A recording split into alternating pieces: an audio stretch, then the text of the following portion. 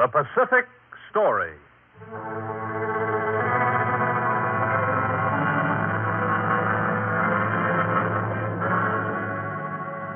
This is the story of the Pacific and its people, of the peaceful sea and the lands and lives it touches, and their meaning to us and to the generations to come.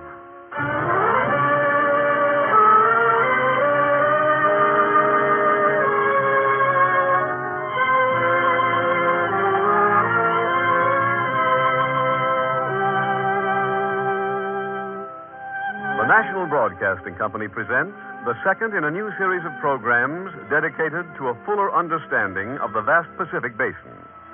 This new broadcast series, another feature of the Inter-American University of the Air, will deal with a different aspect of the Pacific each week, with drama of the past and present and commentary by Owen Lattimore, authority on the Pacific and director of the Walter Hines Page School of International Relations, Johns Hopkins University.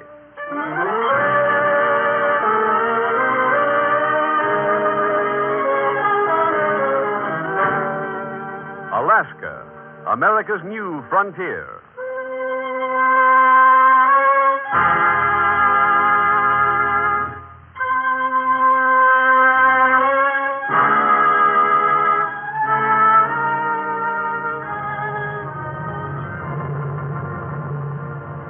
Say, Sergeant, what are those planes up there? Huh?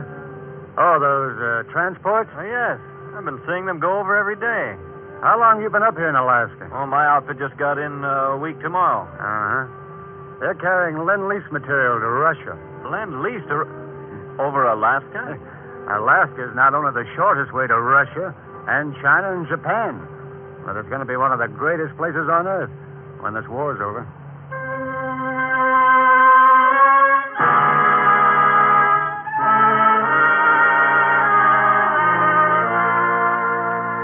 Alaska sits on top of the world, a distant wilderness that has become a key to victory in the Pacific. Today, at last, its value is understood. Years before the American frontier was pushed to the Pacific, Russian traders and explorers invaded Alaska, set up trading posts, fortifications, settlements. From the Aleut name Alaksha, which means the Great Land, they named it Alaska. For years, they exploited the fur trade, and then, believing they had drained Alaska of its resources, lost interest in it. Then, one night in 1867, thousands of miles away in Washington, D.C., Secretary of State William H. Seward sat playing whist. Well, there you are, Varney. 3 tricks for you and 7 for me. Well, you're certainly lucky, Seward. Let's play another game. You don't know when you've had enough. Your deal. Yes, and this time the cards are really going to be shuffled. Mr. Secretary, Yes, Howard. there's a gentleman at the door. He says he's the Russian minister. This time of night? It's almost midnight. He says it's most urgent, sir. Tell him I'll see him in the library. Yes, sir. The Russian minister at this hour? Yes, excuse me. Well, I think I'll get along home, Seward. No such thing. I've got to let you win at least one game. Stay right here. I'll be back in a moment. I have just received word from the Tsar tonight, so I have hastened to you as Secretary of State. The Tsar? His Imperial Majesty has authorized the sale of Russian America to the United States for the sum of $7,200,000. $7,200,000. Well, that's considerably higher than our last offer. The Tsar declined the offer of the United States for $5 million at that time. And now the price is $7,200,000. I am authorized to sell for that price to the United States. To the United States? Are other nations interested? Well, that I am not in a position to know. Mm-hmm. Halleck. Yes, sir, Mr. Seward. Give my regrets to Mr. Varney. Tell him we'll have to finish our game some other time. I'm going down to the State Department. Yes, sir. To the State Department now? Yes, we'll draw up the deed at once.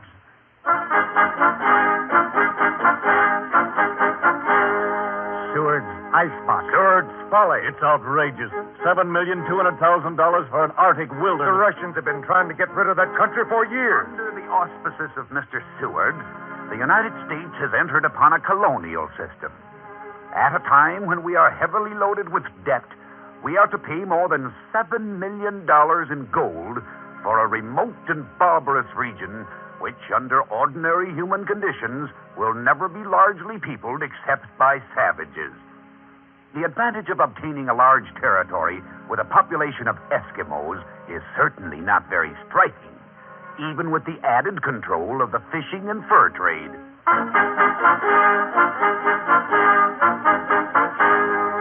Alaska became our largest possession, 1/5 the size of continental United States, 2,300 miles across and 1,400 miles north and south. Put the map of Alaska on top of the map of the United States, and Point Barrow is at Duluth.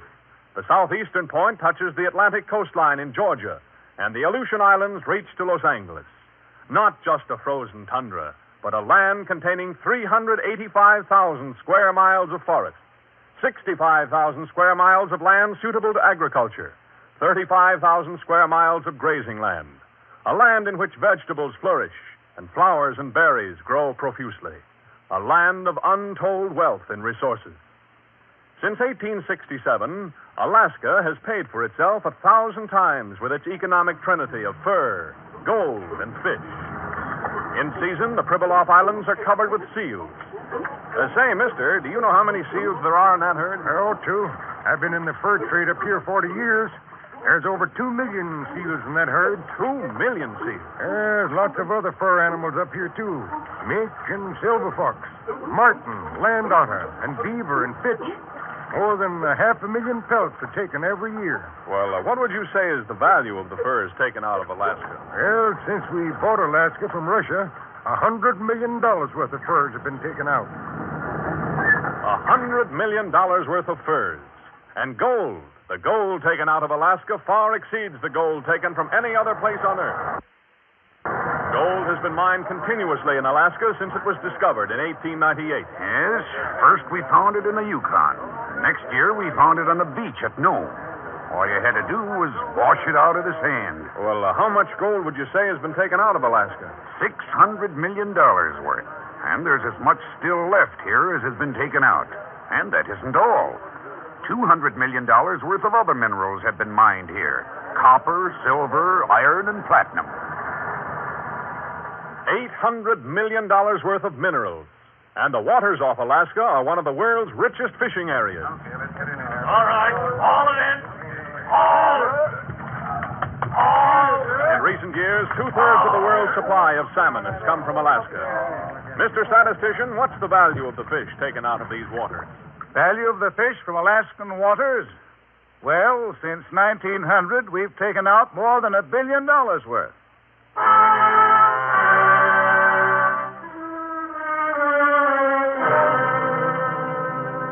Today, Alaska's value to the United States is counted not only in fish, gold, and furs. Today, its chief value is strategic.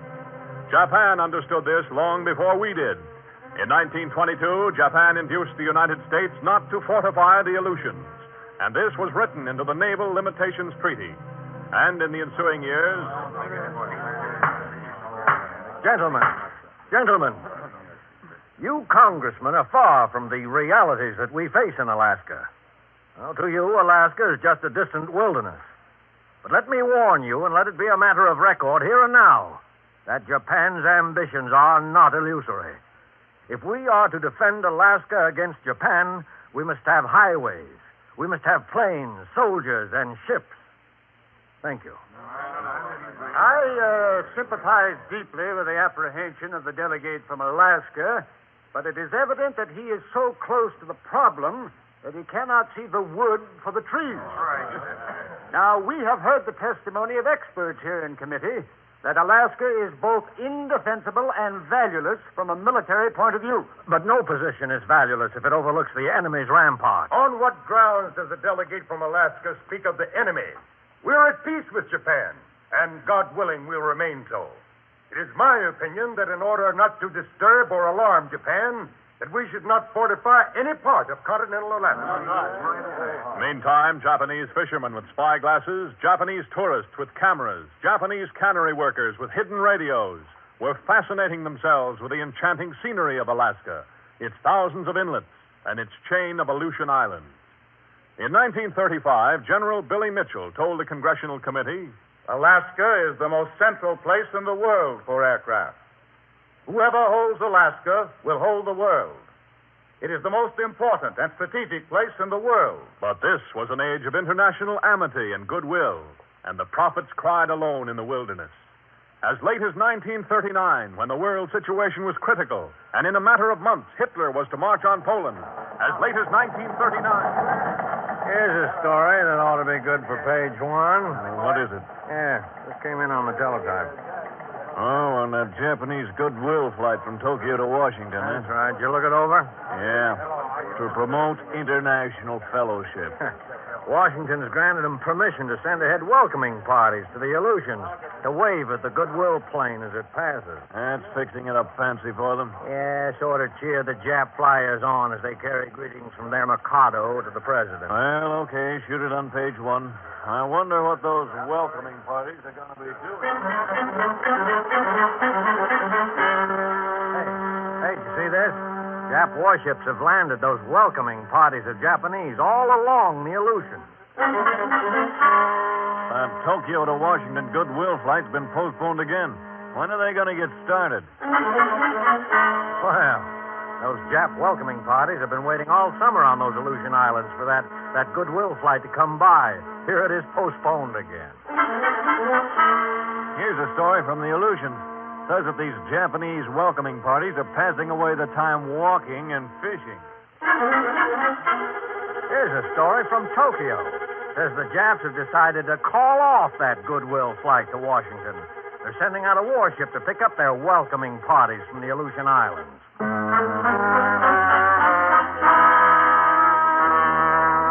That was in 1939. The significance of this event was not as clear then as it is today. It has now become clear to military experts that, In all likelihood, the flight was projected to test a bombing route to the United States. The welcoming parties took pictures and took soundings. Today, we know that Japanese fishermen have explored every harbor of Alaska and have landed at one time or another on every atoll in the Aleutians. Through their soundings and surveys, they possess a better understanding of Alaska and the Aleutians than we do.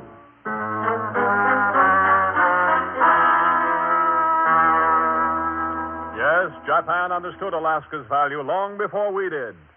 Saw that Alaska was the strategic center between Japan, Russia, the Pacific Ocean, the United States, Canada, and the Arctic Ocean. Japan saw that what Gibraltar was to Great Britain in the last century, Alaska could be to the United States in this century.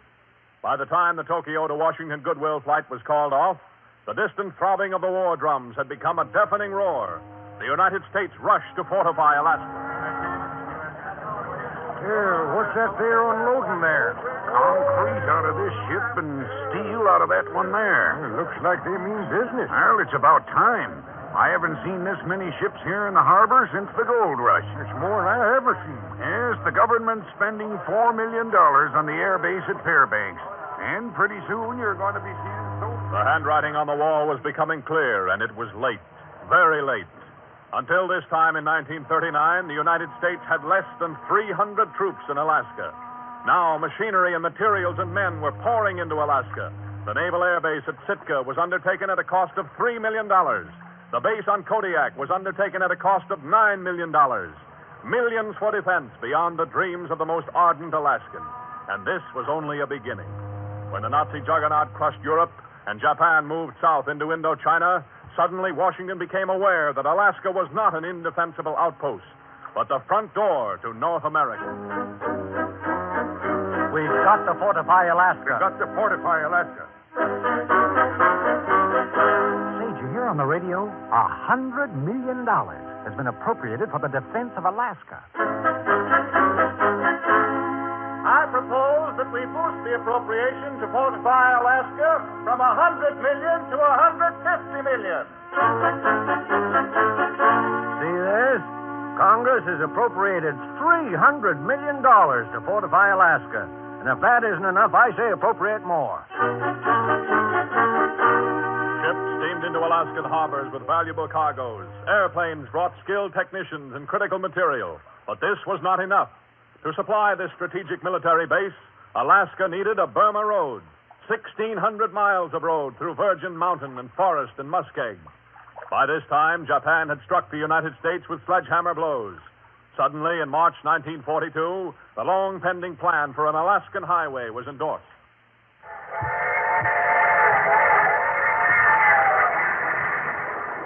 On the day the decision was reached, a trainload of Army engineers started for the North Country. Engineering regiments, some of them all Negro units, plunged into the stupendous task, the race for Alaska.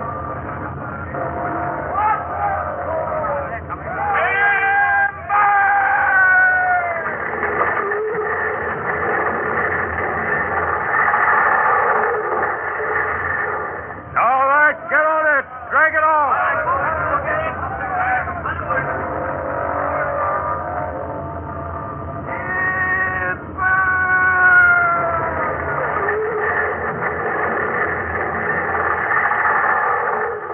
Through virgin forests of spruce, birch, and poplar, an ugly trail was cut, raising the giants to their stumps. The trees fell like 10 pins before the blazing crews of the Army. Then came the civilian construction crews with bulldozers.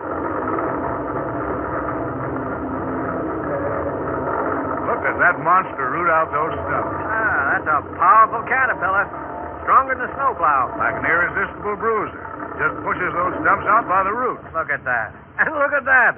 Pushes aside that boulder as if it's a pebble. Stand back. Here comes another. Stand back.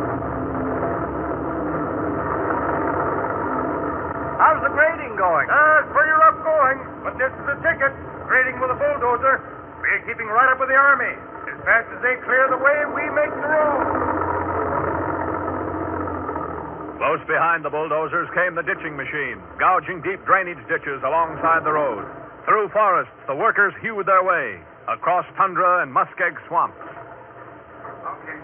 Hey, is it true that automobiles and horses sink out of sight in this muskeg swamp? Yes, in summer even the deer will sink into it. But in winter, when it's frozen, you can drive a truck over You it. think this corduroy road we're putting over it is going to be strong enough to hold a convoy of Army trucks? But we've avoided most of the deeper muskeg, and we can drain the shallow muskeg down to a solid foundation. Through summer heat, from dawn to dark, thousands of men, sweating and struggling, racing to establish a lifeline to Alaska. On October 29th, a little more than 6 months after the project was started,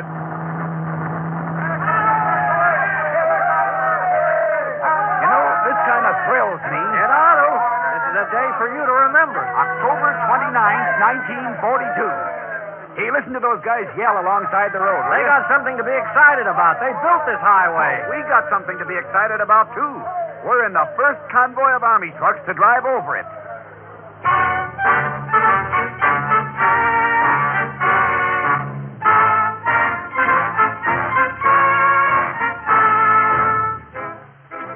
...1,671 miles from Dawson Creek near Edmonton, Alberta, to Fairbanks, Alaska. Through forests, over mountains, across muskeg swamps. Army trucks carrying supplies overland to Alaska, to the revelation of a new frontier.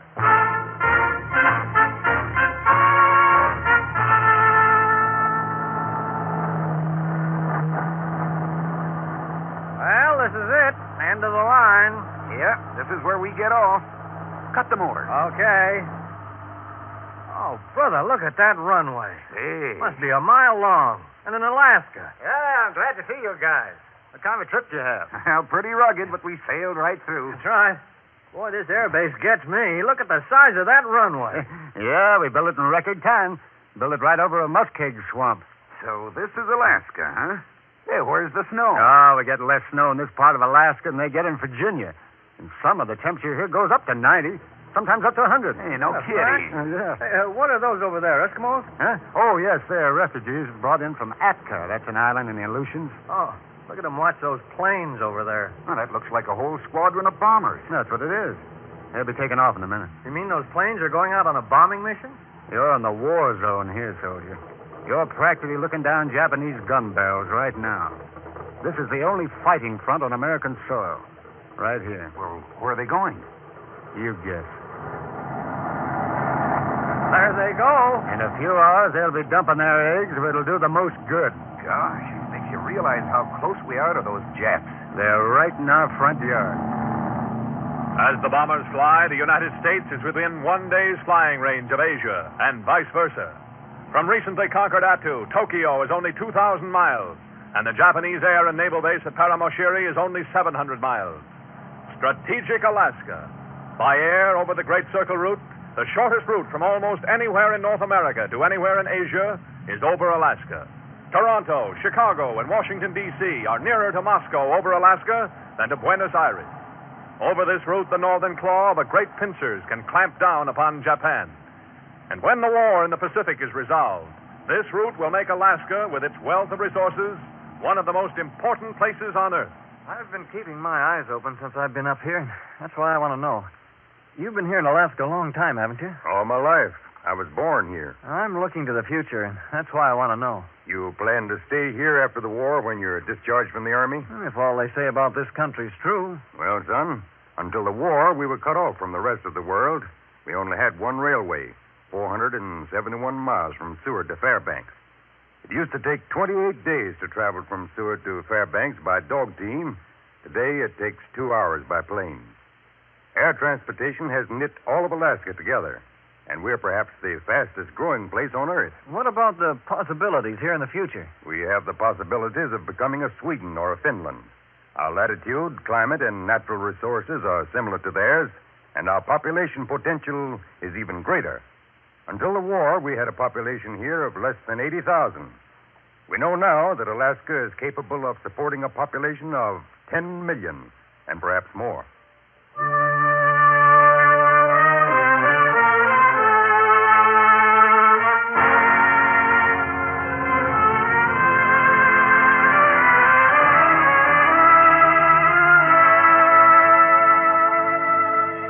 Alaska, America's new frontier, bids well to play an ever-increasing role in the war in the Pacific and in the great Pacific era that lies ahead. Just what this will mean to us and to all the Pacific Basin. To present a proper perspective on the meaning of this, the National Broadcasting Company presents Owen Lattimore, Director of the School of International Relations at Johns Hopkins University. Mr. Lattimore. There are many thousand young Americans in Alaska today who had never dreamed that they would ever go to Alaska. Still less had it entered their heads that they would someday be serving in the fighting forces in Alaska to free American soil of Japanese invaders. It is safe to say that many of these American servicemen thought that Alaska would turn out to be nothing but an Arctic wilderness, and that practically none of them knew beforehand what Alaska is really like. This American ignorance of Alaska is important for all of us. It matters a lot if someone you know, perhaps your son or brother or husband, serving in Alaska, seems to you to be far away in a desolate and forbidding land. It makes you feel lonely and out of touch. But it's different if you think of him as serving on a part of America's own frontier, territory that is as American as Maine, and that forms part of America's vigorous and hopeful future.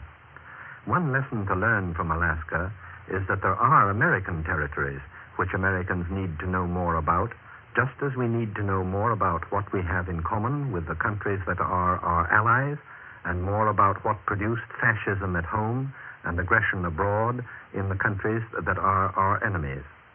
There is one thing that you will be especially glad to know about the Alaska of today. I have been talking in the last few days with a man who has been covering a lot of ground in Alaska and all the way out to the Aleutians. He couldn't tell me, of course, how many American fighting men are out there. That's a military secret. But he did tell me something about the way they feel. The very idea that Japanese are established on American soil on Kiska fills them with fury. They don't think of Alaska just as the base from which they are going out to push the Japs off Kiska. They are much more aware than most Americans are that they are fighting on the one front in this world war which is on American soil. They think all the time about the fact that Tokyo is only 2,000 miles away and Attu only 700 miles from Japan's air and naval base at Paramushiru Island, just off the tip of Kamchatka. They want to do something about it, and the days when the fog is too thick and soupy for bombers to fly makes them feel frustrated and impatient. Even we armchair strategists who stay at home and look at maps instead of frontline battle plans can see how important, strategically, Alaska is. What it comes to is this: the shortest way from anywhere in North America to anywhere in Asia is over the top of the world, and Alaska is our front porch with a view over the top of the world. Alaska used to be isolated from the rest of America and the rest of the world. Any place inside of Alaska used to be isolated from any other place. A few years ago, it took 28 days to travel from Fairbanks to Nome by dog team. Suddenly, air transportation has knit the huge territory together. Even very small towns are connected with what Alaskans call the outside by daily plane service. Even cows and horses get to be flown around by air. The easiness and the everydayness of air transportation are already leading to a phenomenal growth in population and development of resources. Personally, this impresses me very much because it is so much like China. I once traveled 4 months by camel caravan to reach a part of China that you can now reach in a few hours by plane.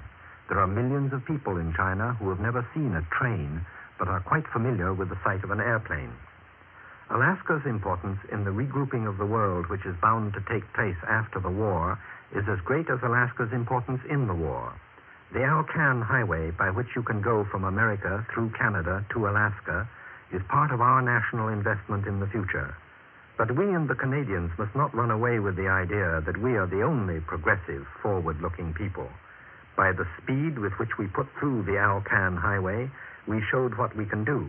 But in terms of what has already been done, the Russians are ahead of us.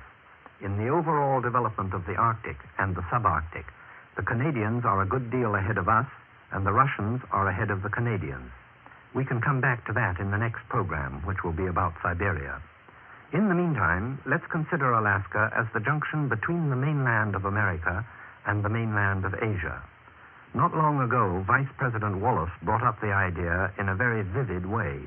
He was describing a conversation with Foreign Commissar Molotov when Mr. Molotov was in Washington holding conferences with other United Nations leaders. The Vice President told Mr. Molotov that he had a vision of a future in which there would be a true world highway system starting down at the southern tip of South America. It would reach up into Central America and Mexico, then into the United States, Canada, and Alaska. There would be a ferry at the Bering Straits between Alaska and Siberia, only about 50 miles. Except for this, a man would be able to drive all the way in his own car from the Straits of Magellan to Siberia. And when he got to Siberia, he would be at the taproot of another branching system of highways, either going straight on through Siberia into Western Europe or turning south and southwest for China, India, the Near East, and Africa. That would be a true world system. And according to the Vice President, Mr. Molotov's first reaction was, no one nation can do it by itself. Then he said, you and I will live to see the day. In this conversation, we have the foretaste of a new future, when it will be natural, convenient, and quick to go to Europe across the Pacific, or around the top of the Pacific, and through Asia. And you will be able to choose whether you prefer to buy a plane ticket or drive your own car. That will be a new and exciting chapter in the Pacific story. Thank you, Mr. Lattimore.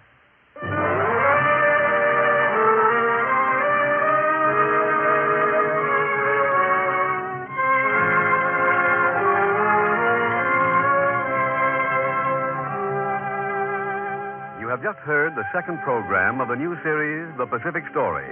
Next week at this same time, over most of these stations, the third will be broadcast. Siberia, America's nearest Asiatic neighbor, with drama of the past and present, and commentary by Owen Lattimore, director of the Walter Hines Page School of International Relations, Johns Hopkins University. You may secure an illuminating handbook of the Pacific Story, which gives background information on each program in this series with suggested further reading. This Pacific Story manual will be sent for you for 25 cents in coin to cover cost of printing and mailing. Address, the University of California Press, Berkeley, California.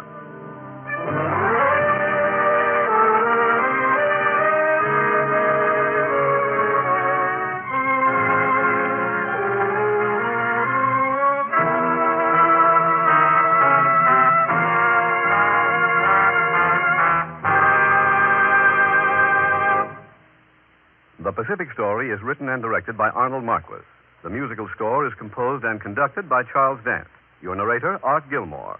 This program has been presented as a public service and another feature of the Inter-American University of the Air by the National Broadcasting Company and the independent radio stations associated with the NBC network.